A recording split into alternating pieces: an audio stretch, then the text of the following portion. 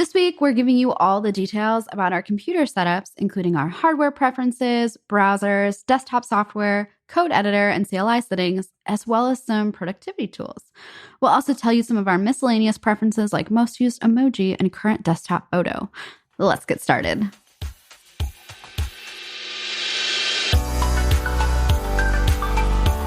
Welcome to the Ladybug Podcast. I'm Kelly. I'm Allie. And I'm Emma, and we're debugging the tech industry.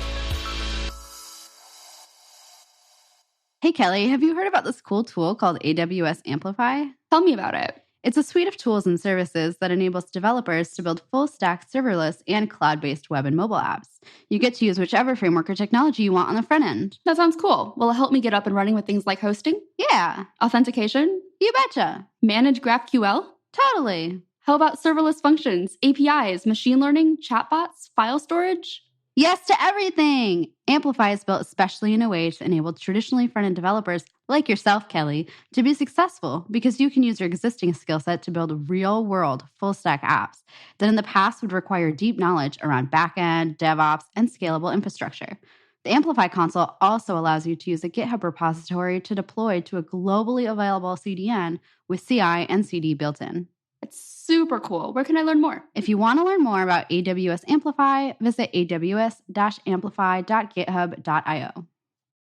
Let's kick things off by talking about hardware, which I feel like I should know more about. Hardware is always one of those things that I wanted to learn and then never learned anything about. And so I'll see all these fancy ass words and I'm like, what are these? So let me tell you mine. And I'm going to preface this with the fact that I have no idea what any of this means except for this size.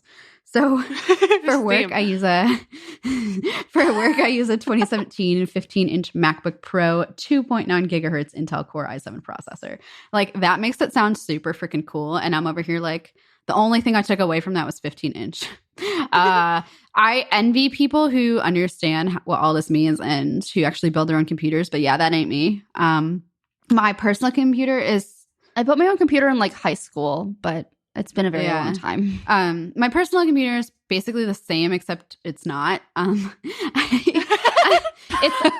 I purchased a MacBook at the end of last year for side project work, like this podcast, which is great. So I think it was a 2019, but I'm not sure. It had the fixed butterfly keyboard, so it wasn't as big of a pain in the ass as my work one. But it's a 13-inch. It's smaller, so it's easier to travel with, and also it's a lot cheaper, which is why I picked it. But the processor is much slower, so I'll notice it like sounds like it's taking off like on an airplane. Like if I even open, I don't know.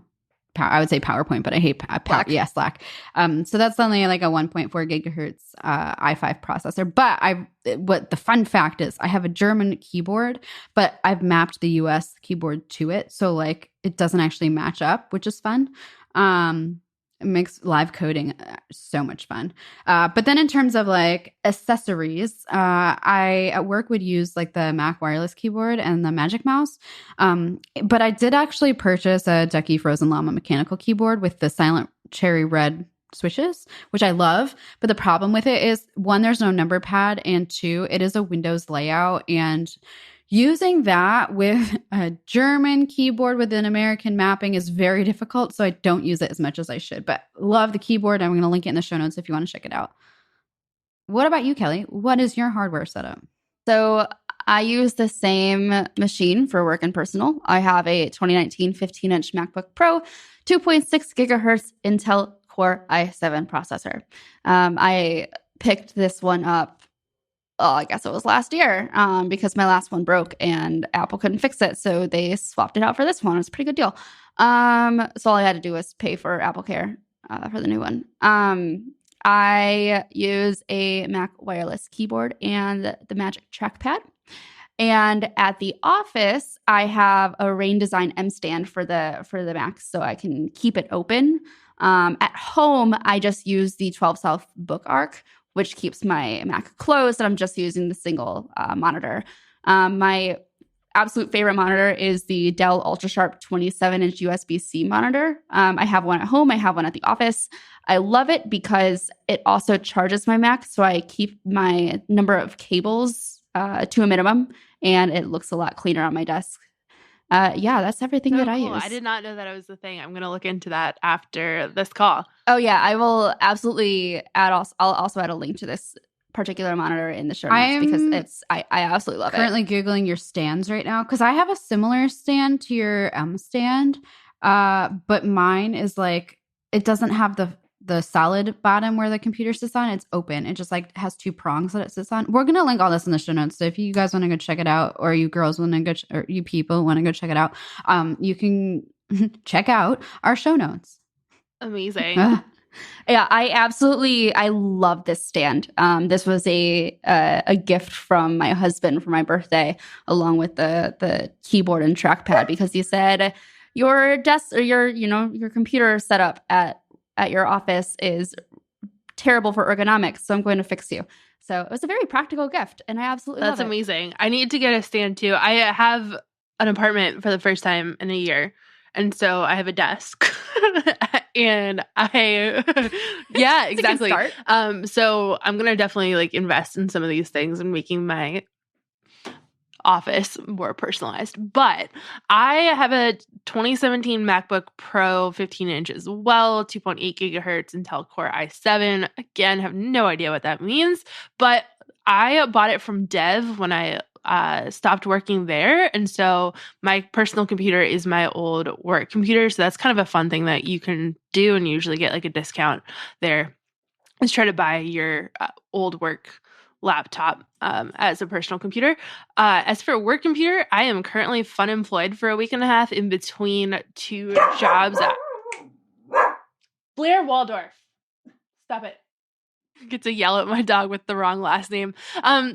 Yeah, so my work computer, again, I'm fun employed for a week and a half in between roles at work. So I don't currently have one, but as of next week, I'll have a brand new MacBook Pro of some sort. I also have the MacBook wireless keyboard and the Magic Mouse. I love the wireless keyboard because I have one of the computers with the awful keyboard and like the keys are popping off. So I need the wireless keyboard. It's super important. I have an Acer monitor that I got at Amazon for like Black Friday for super, super cheap, but I love it. It's huge. I can link it in the show notes and try to find it, but this was years ago. Let's also talk about our desk setups. Emma, I think, or Kelly is writing amazing things in our notes right now. I have a lot of feelings about this. I feel like out of sheer embarrassment, we should definitely take like woke up like this. Like my desk looks horrible. I have way too much crap because apparently I'm a hoarder. And that means that I do my makeup sitting at my desk because I'm lazy and I don't like to stand up while I do things. So I have like all of my makeup palettes, all my hair products, my makeup mirror, like all that stuff on my desk. And as well as like 12,000 coffee rings because I'm a caffeine addict. So like basically my desk is just like a shelf for all the miscellaneous crap I don't know what to do with. And then in terms of chairs, I am not as I don't care about the quality of my chairs. I generally sit in like the fetal position whenever I'm in a chair, all curled up.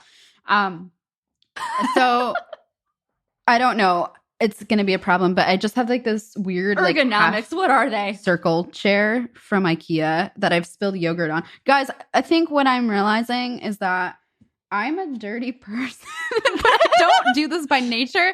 Like when you have pets by nature, your workspace is going to be covered in cat hair and coffee stains and yogurt. So that's where I'm at the moment. I am so lucky. Blair is shed free, so I so like proud of literally you. shed more than she does. And it's like the nicest thing ever. So no dog hair. For my setup, I have an IKEA sit stand desk, so it has a little hand crank, and I can make it a standing desk or a sitting desk. I got this random chair in the Target outside furniture section. It's very cute. It's like blue. I can post a picture of it. Definitely not the most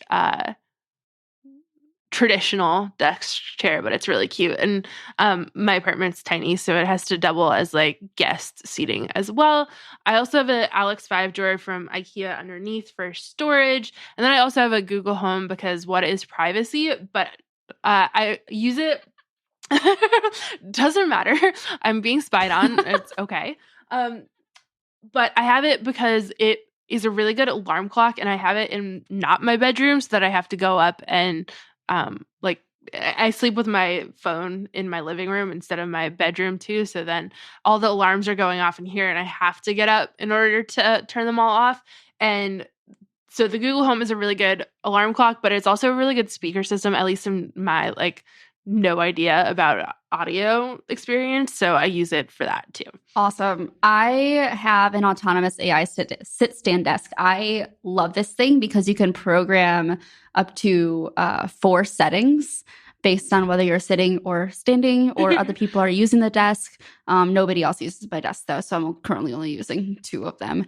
But yeah, it's really great. And I use the Kin chair from Autonomous. Autonomous very kindly gifted me this chair as well. So I did not have to pay for a chair, which is great because I have a second desk in my office for an employee to use or whoever else. And that is an IKEA sit-stand desk. And I'm still using one of the chairs that belongs to the co-working space, and I just haven't given it back yet. But I'll get around to that eventually. I have a mini fridge in my office. It has a freezer as well. It has the cutest little ice cube tray with these miniature ice cubes. I don't actually have ice cubes in there. It's just the tray. But that's really helpful. I have LaCroix in my fridge, and that's it. And I have a box of oatmeal, and everything else just my bookshelf in my office. But yeah, on my desk, I don't really have too much stuff. It's mainly my podcasting equipment and obviously my work stuff. And so the setup for my office is in my co-working space. As soon as you walk past the big meeting rooms, my office is first going down the hallway. So everybody's walking past and everybody's looking into my office. And occasionally I'll have the door open. And for whatever reason, everyone immediately thinks that I'm not podcasting in here. I'm recording voiceovers in here. That's a very specific thing, I would think. But I think you have a very lucrative ASMR business. That'd be amazing. But that's the secret side of Tech Kelly ASMR. Don't tell people. That's why, I could just see you going to the store and buying an absurd amount of dry pasta and I'm just recording myself taking bites of food or it. coding tutorials in ASMR. What about mukbang ASMR? Is that a thing? Probably. I bet there's mukbang is where you just eat a ton of food. Oh, I'm really good at that. We should have a ladybug mukbang. No, we shouldn't. I don't think that's a good idea. I don't think so On either. that note, let's talk about browsers. So I am very opinionated with my browser. Okay, well, not on purpose, okay? Because what happened was, I don't know about the way y'all do your bookmarking, but mine is a chaotic hot mess. And so what happened was I bookmarked way too much shit in Chrome, and then I was like, I don't feel like cleaning this up. And so I was like, I'm going to download the newest version of Firefox and start fresh. And well, guess what? Firefox is now also full of crappy bookmarks. Right. And so I use Firefox for my day-to-day browsing purposes. But if I'm going to be developing anything, it's going to be in Chrome because I find the dev tools to be much more affordable. That's not the right word. Accessible? Affordable. Chrome dev tools are more affordable. Extensive. But I do have a couple. I'm wondering who you're paying for the other things. Wait, y'all don't pay for Chrome? I get it free. It's Chrome Gold. That's what you get when you're a Google developer expert. It's free Chrome Gold. Oh my god. Well, there's Canary. That's Chrome Gold, right? Exactly. Yeah. I was totally kidding there. Okay. Chrome is free. In case y'all didn't realize. Damn it. So I do have a couple of plugins, and I know I'm stealing other people's, but it is what it is. I found this tool first, so I claim it. I think I found it first. I could be making that up. But anyway, Loom is a really cool tool. You did not find it first. Whatever. No, I definitely did because I had it well before we did our Sanity IO demo that we recorded with Loom. I learned about it from you. I've been using Loom internally with the company for a while now. I built Loom, okay? Anyway, it's a came up with the idea before you built it. Whatever. It's a really cool tool you can use to both record your screen, yourself, I don't know what else it records, but it's really good for making tutorials. They have a nice interface and a great plugin. I use LastPass. It is built by LogMeIn, therefore I use the LastPass, and that's about it. So I use some of the dev tools for like React, and I used to use the Redux ones, but no mo. What about you, Kelly? So my browser of choice is Chrome, whatever the current version is. I have no idea what the version is right now, and it doesn't matter because I'll eventually update when I decide to shut things down at some point. I also occasionally use Safari and Firefox when I think something is going wrong in Chrome. Or my battery's about to die, and I'm like, I should use something that's less resource intensive. I use Loom almost on a daily basis. I absolutely love it. I use as far as other extensions go, I also use LastPass. I probably pay for the premium, whereas Emma does not because she probably gets it as like a company perk or something. Built with lets you see what websites were built with. It's pretty clearly named. Super useful when you're trying to figure out when you're doing a migration for a client over to Shopify and you want to know what things they currently have installed.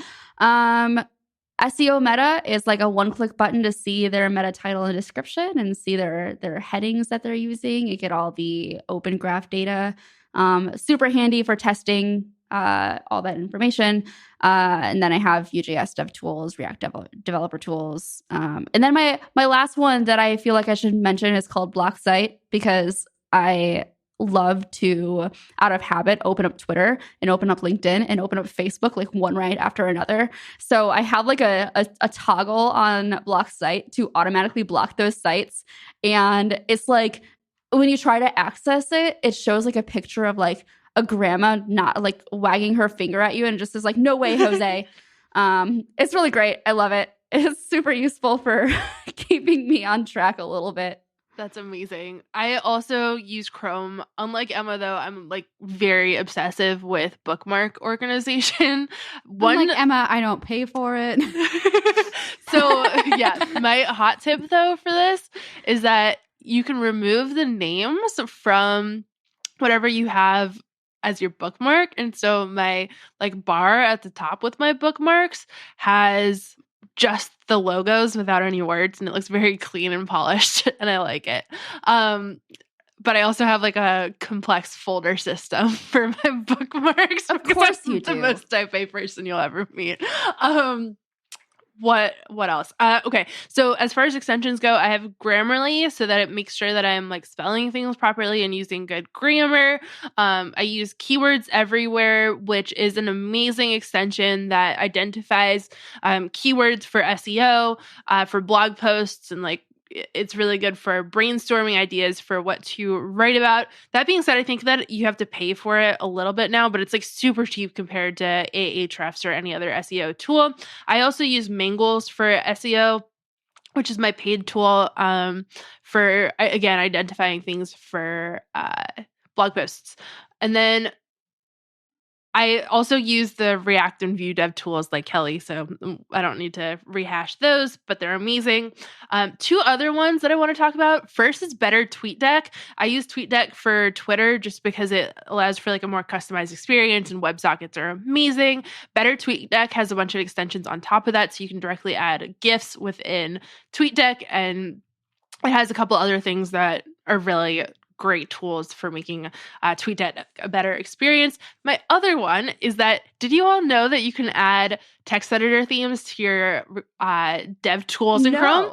I saw that on your list and I'm like, what is this? Tell me more. So it's like an experimental feature in Chrome that you can now add a text editor theme to your Chrome dev tools. So Dracula is the theme that I use everywhere. And so my Chrome dev tools have Dracula theme on them, and it looks really cool. I'll send the Twitter thread that I made on how to do it. I'll put that in the show notes, but you can set it up. Looks really pretty. Love it. I lost my notes. Okay, cool. Let's talk about, sorry, I was taking a screenshot of Emma and her cat just like rubbing against her face, and it's the cutest thing ever. So we'll post that in the show notes as well. Let's talk about text editors. Emma, what do you like to use?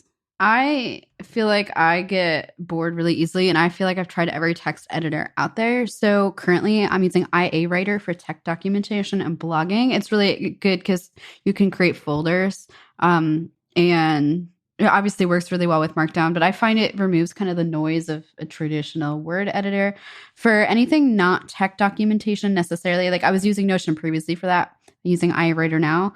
I do use Notion for like vacation planning, collaborating on documents with people, and all those kinds of things. Both Notion and IA Writer are paid. I think for IA Writer, I probably paid about 20, 25 euro, 30 euro. Notion might have been a little bit more expensive. I'm on the pro account. They do have a free version as well. I've also used Evernote, which I did like. Evernote and Bear are two that are good. I would say Bear is better. The interface is a lot sleeker. It also uses Markdown. So I would say I gravitate towards Markdown editors. I just find them to be the nicest. What about y'all? That's cool.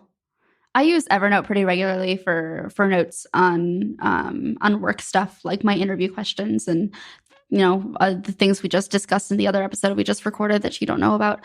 I use Google Docs a lot. We use Google Docs internally for the company for recording our call notes and just making sure everything is in there. And I also use the Mac built-in Notes app a ton because it's super easy for me on a call to just like quickly pull that up and just take my notes that I need to take, and then I can move them elsewhere or inevitably forget that I ever took those notes and one day rediscover them. Yeah, I obsessively use Google Drive and Google Docs. Again, it's like obsessively organized, and I have different folders for everything.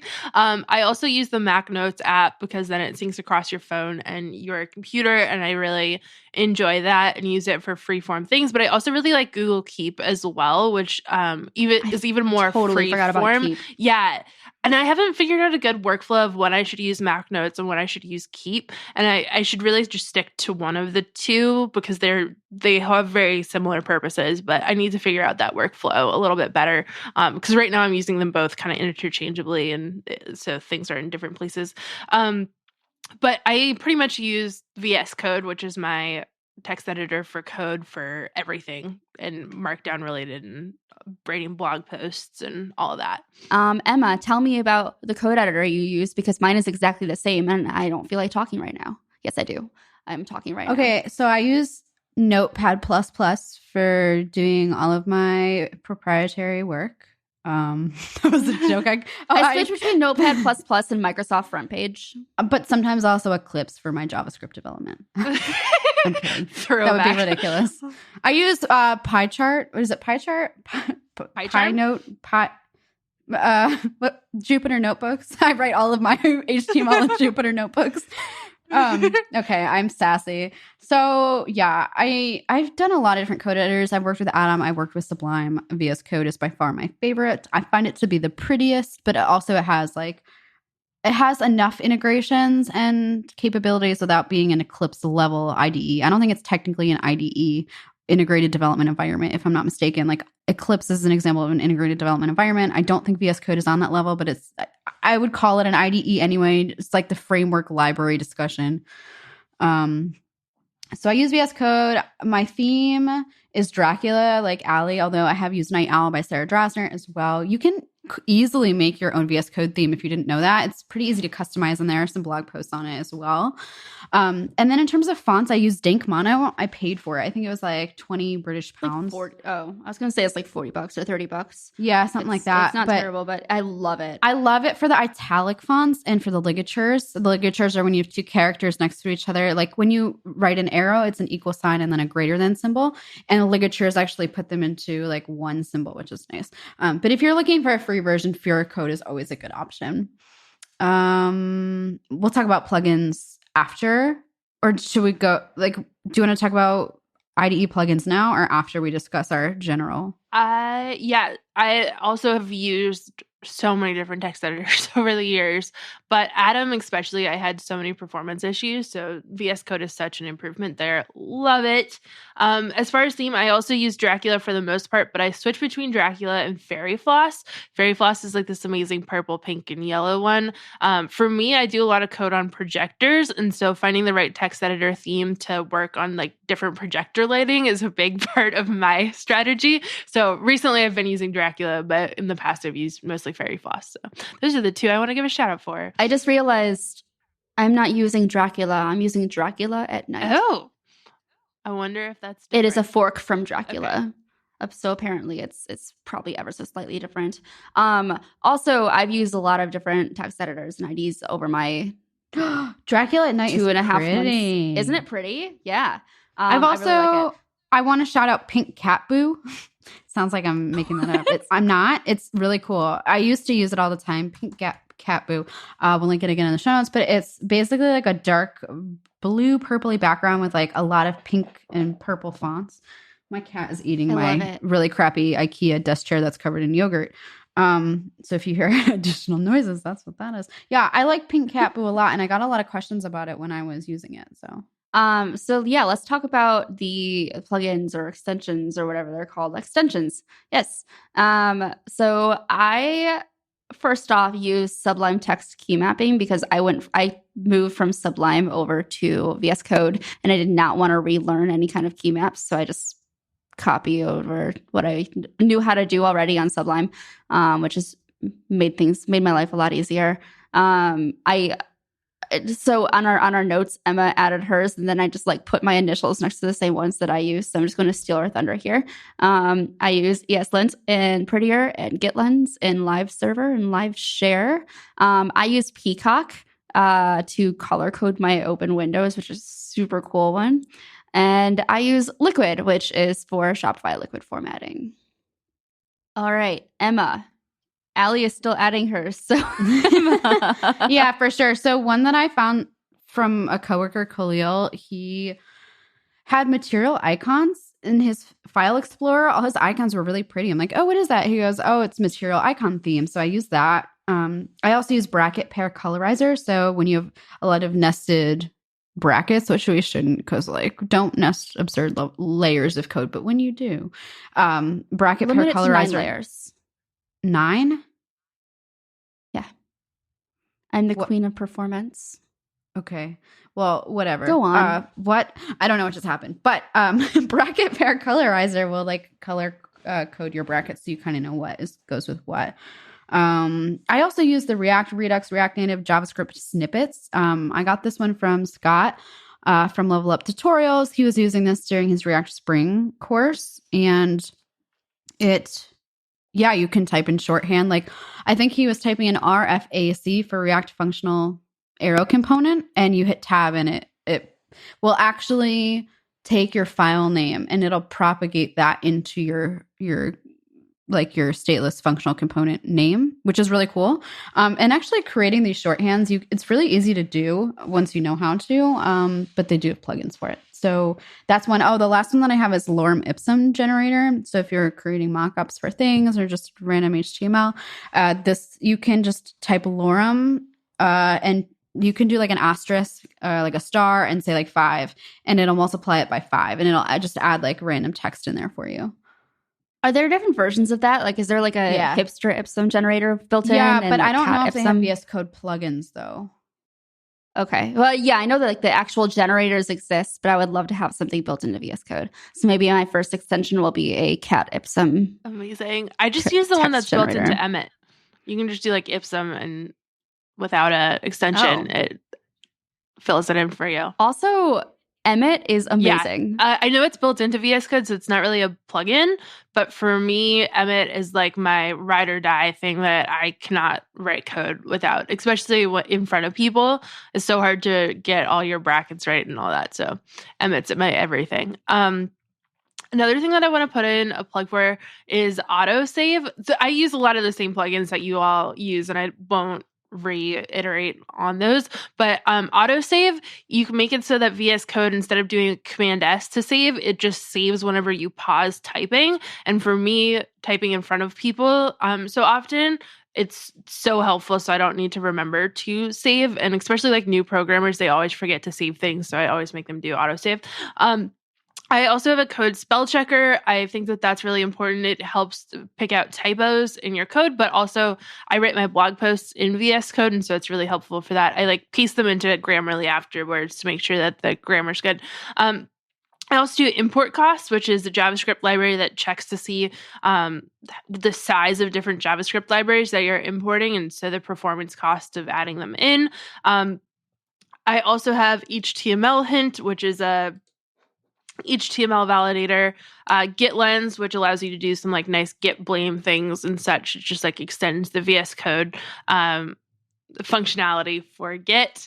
And then I have a code runner that allows you to press like a play button and run your code directly without opening up the command line or anything like that. I don't use that often, but it's helpful if I'm doing like really beginner level workshops, because then I don't need to teach the command line necessarily. And then my last thing is then snippets as well. I have them for a couple different languages that I use, but again, like Emma, like typing 3 letters to create a React component is much easier than typing it all from scratch. So that's what I use.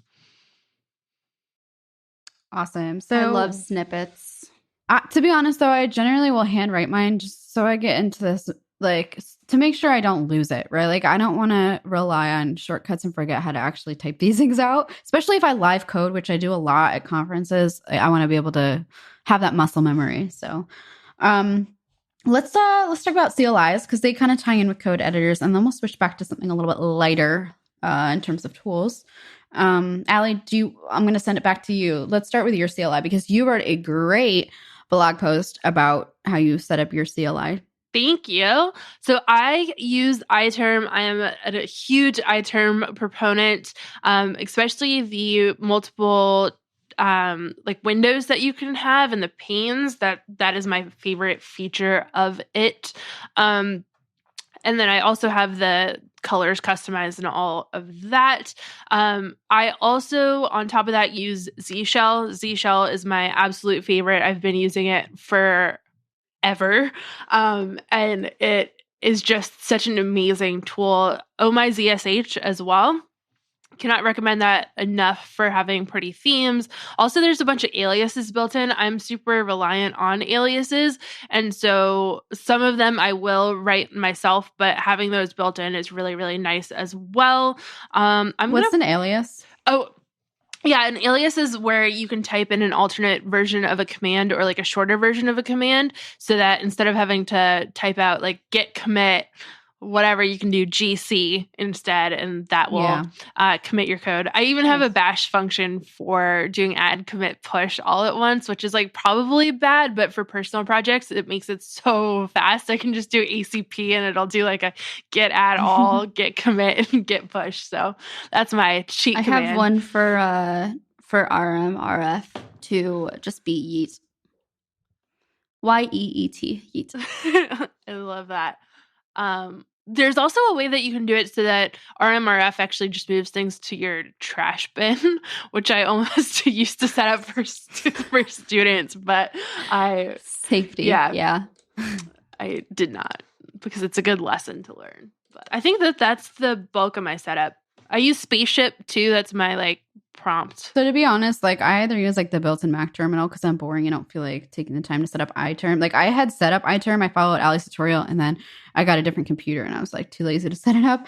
I also use Hyper. I liked Hyper a lot. But in general, like I'll just use the VS Code built-in terminal or the built-in CLI. Like that's all I use. It's nothing fancy. I wish my like Sarah Drosner was saying it that she has a terminal that literally sparkles when she types, and I'm like, I wish I could do that, but honestly, I haven't made the time yet. I loved that. That would drive me crazy. I use Hyper, and I use the VS Code CLI. I love Hyper. I think it's pretty. I use it a lot to. Well, just it doesn't really matter what I use it for. I use it for things. I also, as a note, have VS Code set up to point to iTerm so that my built-in one in VS Code is iTerm. So that's something that you can do. Not super hard. Oh, interesting. Yeah. Yeah, I do like code and then dot to open up whatever folder I'm currently viewing in VS Code. Awesome. Let's talk about a couple more things before we switch into the fun questions. So what do y'all use for presentations? I'm going to ask you a question and I'm going to answer it myself. I like to switch tools a lot. So I use slides.com. I have a pro account with them, but to be honest, it is kind of a pain in the ass to customize. And sometimes I do wish that they had pre-configured templates because sometimes I just don't want to make it on my own. I have used Google Slides, but not super crazy about it, to be honest. I don't find that they load my GIFs or anything like that. Like I was doing a talk about animation and I had GIFs illustrating these micro interactions and they just weren't loading. So I abandoned that. I used Canva a lot, but to be honest, while they do have a lot of beautiful content, it's really unreliable, not gonna lie. I've had a lot of issues with them, and when you're presenting at large conferences, that's terrifying. Like it wasn't letting me download my slides, and I don't want to just rely on internet connection. I also had many issues where my images weren't showing up with them. So I use Canva, but I'm very weary of them. And then just the last thing is Dexet. Dexet, I believe, is also paid. It could be mistaken, but basically, if you're the kind of person that spends way too long designing your slides and you just want to focus on the content, like Dexet's for you. I should be using it more, and I think it just uses a markdown file, which is also really nice. Kelly, what about you? So I guess it's important to note that I don't really do conference talks anymore. Mainly, if I'm going to do something that's going to be Shopify related, and I don't need anything super fancy. I use Google Slides for everything. I use it for our pitch decks as well. So again, I'm not looking for anything super high tech. I'm not putting, GIFs and stuff in there. So it works. It does exactly what I need it to do. So for me, I used to have this custom framework that I built on top of Impress.js with web components. It was really, really fancy and looked incredible. It used all my personal branding and all that. But Chrome just changed their version of web components, and so it completely broke. But that being said, this year I started using Google Slides because it's so much quicker to get a slide deck up and running, and honestly, it looks pretty good as well. So sometimes I will write the JavaScript in HTML and CSS myself. Sometimes I'll just use Google Slides. Depends on how custom I want to get. Cool. How about desktop stuff? What do y'all have on your desktops? Way too much garbage. That's my answer. Just like my dirty desk. I am a terrible human. One of the coolest apps I found is a translation software. DeepL is one that I've been using a very long time because it doesn't literally translate things. It actually looks at the semantics of what you're trying to say and it will accurately translate it, which is very nice because sometimes Google Translate does not account for different translations. So like an example would be in English, we would say like, can you take a photo? In French, and I believe in German, you would say, can you make a photo? So if you're translating it literally, it doesn't make sense. So this software is really nice. And if you highlight text on like a web page, for example, and you hit Command-C twice, it'll auto translate it for you, which is very nice. Sketch I use for designing. Calibre, this is an interesting one. It's not the nicest UI, but it does the job. And I use that to keep track of all my PDFs and ebooks. So that's a good one. And then lastly, I use Abstract for like source management for my sketch file. So it's kind of like a GitHub for code, but it's just for design. Kelly, what about you? I use Sketch. I use Zeppelin. I don't think I use much else. I use Slack and I use Zoom. That's about it. Everything else is folders and things on my desktop that I forget to move. I actually have a folder on my desktop called Desktop where eventually everything gets too overwhelmed and I just move everything into that desktop folder. I have no idea what's in there anymore. Amazing. I have Sketch as well. Super dependent on Sketch. It's amazing. I also am incredibly dependent on Spectacle, which is for like window snapping, and you can use hotkeys to move your windows around. It's no longer maintained, so there are some alternates that people keep recommending to me every time I say I use Spectacle because that's how the internet is. But Spectacle still works perfectly fine for me. But I guess that you should use something that's maintained if you're downloading it now. No, I use it too. And to be honest, it kind of bothered me that people like destroyed me when I was like, when Dan Abramov tweeted, was like, what do you all use for like window snapping? I was like, Spectacle. And they were like, well, actually, it's not maintained. And I'm like, it still works. Every time. It still works. It's free. It's simple. I'm like, it doesn't matter. Exactly. But there are different alternatives to it that are still maintained. But the idea of moving around windows with your keys is like everything. It works really poorly with Zoom though. There's like a bug. So if you use Zoom as well, I have it disabled for Zoom. Okay. Zoom I use every day, pretty much all day because I teach via Zoom, or I did in my last job. I'm teaching in person now. So there's that. And then Slack, super dependent on Slack for communication. And then another one is self-control, which allows you to block different websites. Sometimes I do this for places that just breed negativity, like Reddit. Like I don't want to go on to Reddit sometimes. And so I'll just completely block that domain on my computer and I can't access it. But you can also set it for certain times. So if I don't want to check Twitter or my email or something like that for a while, then I'll use self-control with a timer and like maybe Pomodoro-ish it. Awesome. Those are kind of some productivity tools, which we also have lists of. I use Spectacle app just like Allie. Another tool that I use all the time is Lightshot Screenshot. It's for creating annotated screenshots. It's really, really great.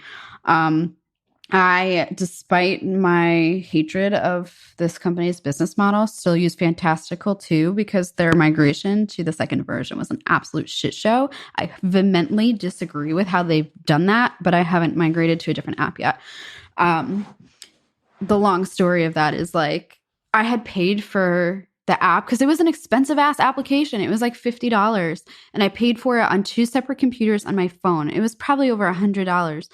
And then they went and did Fantastical 2, where they basically were giving all that functionality for free, but then would make their current the people who had paid for it, have to pay for a subscription model monthly to get like the quote unquote like pro features. It was really poorly done.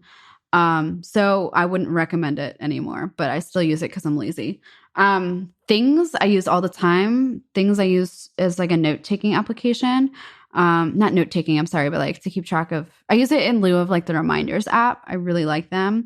It's also paid. And then I use Spark for email. I have like 12 emails. Don't even ask me why, but they all aggregate into Spark. Really like Spark. I think it's also paid, but it is excellent and it is not that expensive. So those are mine. Kelly, what about you? So the first one that I use most, probably more than anything else, is called Kiwi for Gmail. It's my email client. I have 4 different Gmail accounts connected to it. It's basically like Gmail in the browser, but in its own app. That's literally all it is. But it's super convenient to kind of have everything under that one roof with the 4 different emails. And I use Boomerang within that as well for checking to see if people haven't responded to my emails or scheduling them or whatever. I use Todoist for tasks. I use it for both work-related stuff. I use it for shopping lists. I use it for packing lists. It's super, super handy. For window snapping, I use Window Tidy. It's free, I think. I think it's been free for a long time. I hope it's free and hope I'm not lying. And then lastly, the built-in Do Not Disturb on macOS I use a lot. I use it right now, actually, because we are recording this podcast. I definitely use that as well. Super important, especially when teaching, so my like texts don't pop up. I use TickTick for to-do lists. I really like it. It has like all the features you could ever want. It also has some like gamification where it'll show you charts of how productive you are and stuff like that. I use Done for habit tracking. So throwback to our Atomic Habits book club. Definitely go check out that episode. But it really inspired me to start using Done to track new habits. I use Keep as a to-do list system, or as a like shopping lists and all that. I use Google Keep for that. And then I just use out of the box Gmail and Gcal. I was a huge Google Inbox user for years and years and years, but RIP, really sad still about that, even though it's been like years at this point, right? Since it stopped working, but I was a really big fan of it and it's really sad. But I should try to go back to finding some system that works really well for me. But for now, I've tried a bunch of different ones and just haven't liked them. So I'm back to just out of the box Gmail and Gcal for calendar and mail. Awesome. Let's do lightning round. Let's do some fun questions to kind of wrap things up. So I'm just going to do rapid fire. We're going to go. Beverage of choice. Coffee. That's not alcoholic. Coffee as well.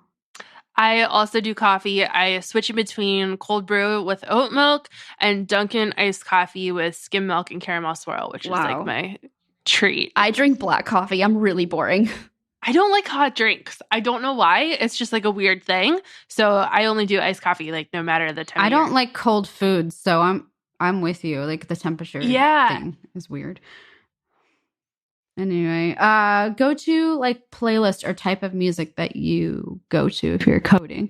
I have a playlist on Spotify called Beats to Think to, which is really good because there are no words, so I can't get distracted. Yeah, I listen to a lot of instrumental music on Google Play Music, or if I'm not really having to concentrate too much, I have like my most recently played albums at the top, and I just keep on flipping through those, so I never actually listen to anything else. Yeah, I don't know if I necessarily listen to a lot of music when I code, but my go-to playlist is Tens Hip Hop. I use Google Play Music, which is untraditional. I think everybody else uses Spotify, but I really like it because you get free YouTube Prime or YouTube Red with it. So it's like the same price as Spotify, and you get both Google Play and that. So I don't know, just a little plug there. But yeah, Tens Hip Hop. So it's all hip hop from 2010s. A big fan. Awesome. What are your desktops currently? Mine's the default Catalina background, the wallpaper. I don't change my desktop. Mine is this really cute piece of artwork that says "Let's get going," and it's got some like flowers and stuff. It's pink, very cute. That's cute. I just typically choose like nature or something with like either water or like plants, something brightly colored. Preferred number of monitors. I have 2 external monitors at work, but to be honest, I just like working off my MacBook sometimes. Like most of the time I'll just like not even use them. So I use one. I used to use 2 at home. There's 2 21-inch monitors, and I switched to the single 27-inch monitor, and I love it. Yeah, I use both the built-in Mac one and then also my Acer, and that's the perfect number for me. The Acer one's really big, so I can get a lot on there, but too much and it's just overwhelming. Most used emoji. I just popped it up, and mine's the red heart, the ladybug, and then the women technologist, the like girl with the computer. Oh, I use those a lot too, obviously, because that's all of our tweets. But and in regards to non-tweets, I love the squatting monkey, and I love the upside down. Yeah, smiley I face. use the upside down smiley face a lot. I use the grimacing face a lot, and the dancing, like the dancing woman, I use a lot as well. Okay, now I'm looking at my In what phone context, though? because that's going to be different, like texting my friends versus tweeting, which I do on my desktop usually. And so I have like the sobbing emoji, so really positive. And then I use the skull emoji all the time for like dying laughing. That's something that I do a lot. So the skull, Yeah, I have that. I also use the submissive girl one where she's like with the lines coming out of her head. Okay. Is You know that what I literally mean? what it's Where called? it's like shame. She's like ashamed. No, I don't know, but like that's what submissive like. girl sounds pretty terrible. Yeah. I don't know how I feel about that. But like, you know, the one of the girl like crouching down, looking like, oh god, I just royally fucked up, and like, you know what I mean? No, I don't. I have no Actually. idea, but it's okay. Wait, I have to hold on. Wait, no, I need to look up on Slack what it's called so that you don't think that I'm an absolute idiot. Pause for effect, please.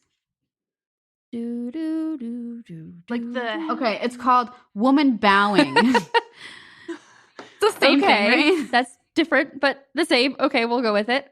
Most used meme. I love the woman yelling at cat meme, but if I had to say my most used, it's definitely the everything is fine. That's mine. This Which is fine. I think, yeah, Definitely. yeah. Agreed. Really goes to show the state of work when we're all using the "this is fine" meme most. Oh, here's one that's not actually on the list. Do you have a favorite GIF?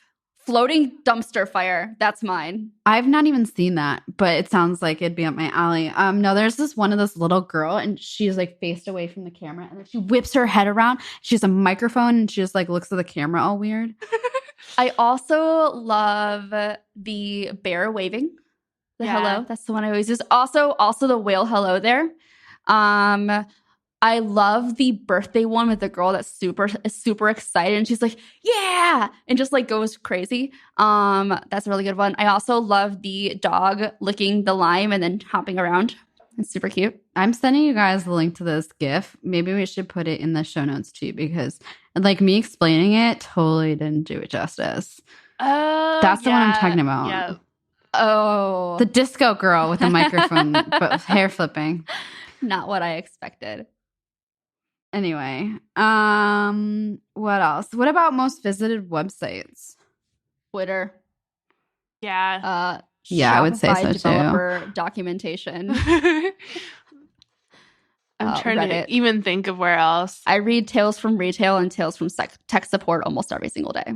I don't do Reddit, but I do the Twitter accounts that repost the Reddit stuff, like Reddit Ships and the Am I the Asshole Am Twitter. I the asshole? Oh my goodness, they kill me. They're so funny, but I don't like Reddit. And then what else do I visit? YouTube. I like to have YouTube videos on in the background. Yeah. So that's a big one. That's like a total productivity suck, though. I should get better about that. Shopify partners I visit a lot because I have to access stores. Surprise.